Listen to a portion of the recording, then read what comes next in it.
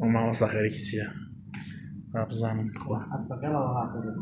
بۆ خەریکی چی مامۆستا؟ والله مامۆستا ئەوە بەسیرەتە شەیری خۆی ماشەڵڵا چاپەشیە چۆن پێ دەخورێ پیاوی چابە؟ کاکەی وا ناخڕێ باچماوێکی پێداکەم هەزاران دەقوتۆز و ڤایرۆسی دەسەر بڕۆ پێی داکە بڕۆ پێی داکە مامۆستا ئەگەر لە سیعاتی خۆشە تا دەبچی خۆی دەپارێزی دەگەڵمەرە بزانم چۆنی دەشۆمەوە دەگەڵمەرە جا ئێستا بزانم داخۆ چۆن قلقل دەیخۆ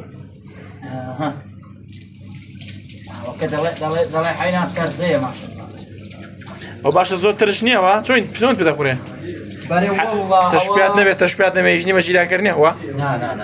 ئەو جیا جاخۆ ئەوە دەزانیت چۆن ئەمە شانازی دەکەین لە کوردستان نەخۆ مەقسەدمەوە نەخوا نەخواستە لە هەموو وڵاتان ئەوە بۆ هەموو کەسەیە بیخوا ئەوە دڵە ئەوە مەربوطی بە